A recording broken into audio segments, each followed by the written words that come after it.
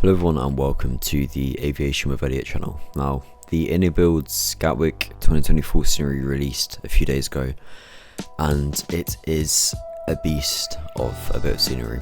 Now, it's quite expensive. It was around £26, I believe, and it was a 3GB file. And of course, the main question I had when this scenery released is, will my PC be able to run it, and will I be able to operate from here as compared to the freeware or default scenery? And today we're going to be taking a look at various aircraft, including going onto the Vatsim network and using FS Realistic etc. to determine where the limits are, because I've had some flights where it's worked perfectly and others not so much, and here's kind of what I found.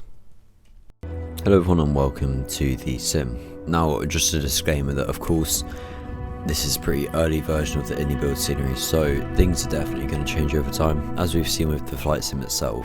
But of course, I'm just looking at the status sim right now. So we've got a few conditions today. We're going to be testing the 152, then the Max and the A321 Neo, which are both obviously part of the simulators. The simulators I own aircraft that run off Wi-Fi, etc. Then the Fenix, which is probably the main one, then Vatsim, and then Fenix plus Vatsim, which is probably what most of us would want to be flying in.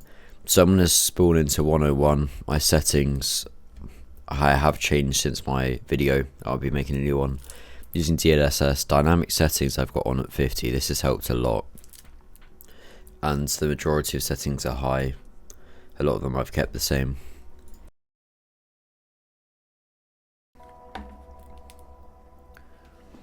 Okay, so it looks like we've spawned in successfully. And in fact, I need to change my setting.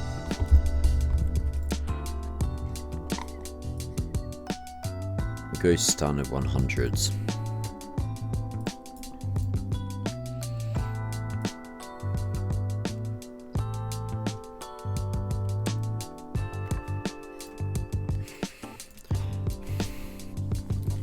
Okay, so we're sitting around in the 152. My settings, or my system specifications, is a RTX 3070, a Ryzen 7 3700X. So it's probably quite a standard setup, as you can see here. Limited by the RTX 3070, which is quite a surprise. We're getting around 40 FPS if you get into the aircraft. I mean, this is perfectly playable, to be honest with you, but I'm going to skip this because most people aren't going to be flying a 152 out of Gatwick. Okay, so for our next condition, we're going to be taking a look at the 737 MAX first, and then the Inibuilds A321. And often when I'm doing a comparison, I will just give it a little bit of time. Now, of course, okay, this isn't too great. We're getting around 28. I think anywhere 30 and above is ideal, but you could definitely fly off in this. However, I will consider we aren't in Vatsim. Look at that beautiful Boeing business, BPJ. And then if we enter the cockpit, resource. Okay, so the main issue I've been having is my VRAM being maxed out at this airport, which is probably good because it shows it's being optimized. And if I open Task Manager, go to performance, we can see that it's used 78%, CPU only 48%. So this is a lot more optimized than Microsoft Flight Sim 2024. And for those of you with better graphics cards, this will be a breeze. Now, this is 100% flyable. It's always on OBS, looks a little bit worse when I'm recording, but we have got a few stutters, but I could still see myself flying with this. And as the aircraft loads in, the airport loads in as well, the FPS will improve. And it will be limited by my own specifications, of course. This is not a generic, it works, it doesn't work. But based on my computer, this is currently what I'm getting. And now we'll go into the A321 Neo. We'll go EasyJet. We'll be realistic. And the main thing is avoiding crash to desktops, because that is a common issue I've been having recently in Microsoft Flight Sim. So whether this will load in the Fenix later will be the test.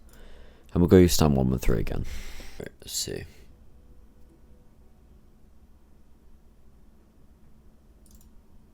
Okay, this is not good. I need to go to settings. What do I need to do? Graphics.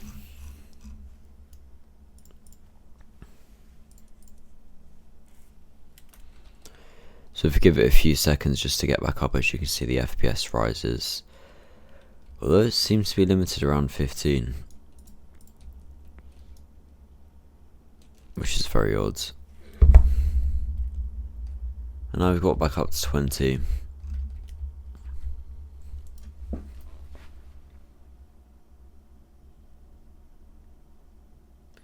Limited by main threads, 3070 dedicated VRAM. So from what I can see, the issue mainly lies in... Oh, there we go. The issues mainly lie in the VRAM. But the FPS here is not too bad either. I would say a top tip to give every flight at least like 5 minutes to load in before you actually start doing things, because this is a perfect example of how your FPS will rise with time. But this condition isn't too bad, and of course we aren't moving, but we are close to the terminal, which has an interior, so this would be the worst of the FPS you'd get in the 321 Neo. Yeah. Okay, we're getting probably 0.25 FPS. Right, I've restarted my computer now. I'm going to decide to place the aircraft 174, which is away from the main terminal, just to give it a better chance of starting, and from here we can see if we can get the aircraft going, or at least move around. Because I was trying to fly to Innsbruck yesterday, however, what am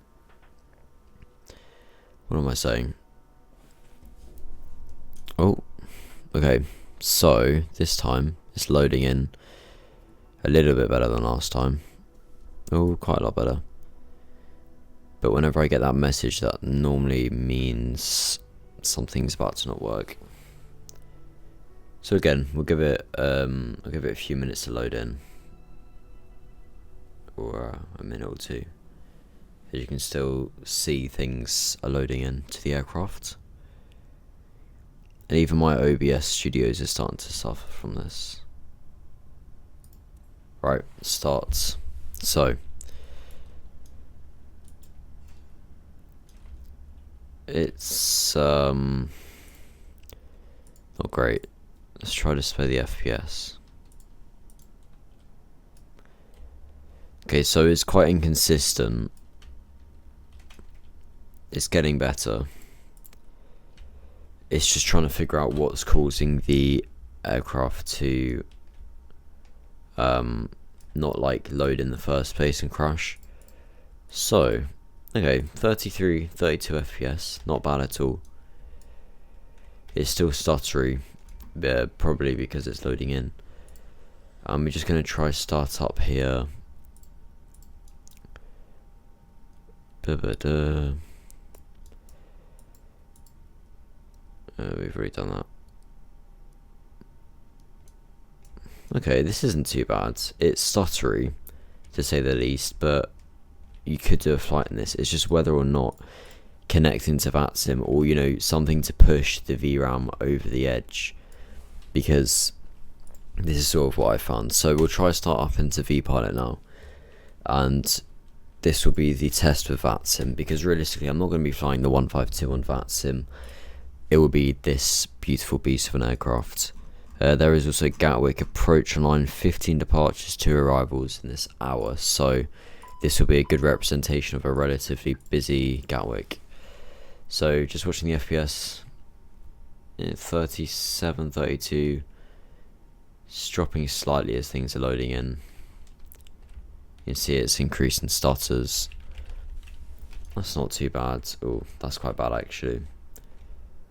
What are those? Is that fuel? I assume it's fuel. As you can see, it's relatively stuttery in the scenery. Outside of the aircraft, it's not too bad. It's not much worse. I'm not using any sort of Vatsim traffic add-on like FSLTL or the Just Flight one. And the traffic is off, so this is just the GSX traffic with a nice Embraer, which has just disappeared. But as you can see, for me, it's, I don't know, I wouldn't really say this is flyable as it is at the moment, getting about 30 FPS. But it's inconsistent because sometimes the FPS will be beautiful, nice straightforward flight, and then sometimes it'll be a stutter first. So I don't know, flying the Fenix A320 out of here on Vatsim 22 FPS definitely does pose a few issues. But then again, you can use auto FPS, and you can change your settings because we want VSync on. If I change my frame rate target much higher up, this normally does help. Oh, maybe not. Yeah, you can see we're getting around 30 FPS now. So it is flyable, it's just not ideal. With a 3070, this is, of course, if I turn off the dynamic settings, my FPS would increase a lot. Take a look at that now.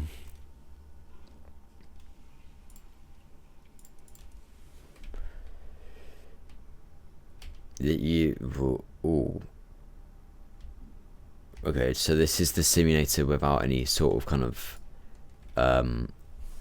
auto FPS, because I believe the dynamic settings is the simulator's built-in auto FPS. And as you can see, limited by main threads on my NVIDIA RTX 3070, I believe, because that can't be my CPU. And it's the GPU that's suffering, so I'm going to try probably reinstall some drivers. I won't overclock my 3070, but the scenery is flyable if you're got a similar computer to me, just maybe not in the Fenix, but at the same time you can adjust the Fenix settings to cater to your needs. As you can see, it is flyable, but it's just not a very enjoyable experience until you're out of Gatwick. And I sort of think if you're paying 26 quid for a bit of scenery and your main goal is to get out of it without crashing, maybe you should fly different aircraft. But I do hope they optimise it soon. As you can see, I'm getting 30 now, so it's somewhat reasonable. I say anywhere around 30 or more is what I'd consider flyable. But that's it for today's video. Please do make your own decisions. Some fantastic bit of scenery, just, of course, for a computer like mine, it's suffering quite a lot. But if you have anything like 3080, so on and so forth, then I don't think you'll have many issues. And my computer is relatively old, 3 to 4 years old, so of course my cooling won't be insanely good either. But that's it for today's video. Like and subscribe and enjoy the next one. See ya.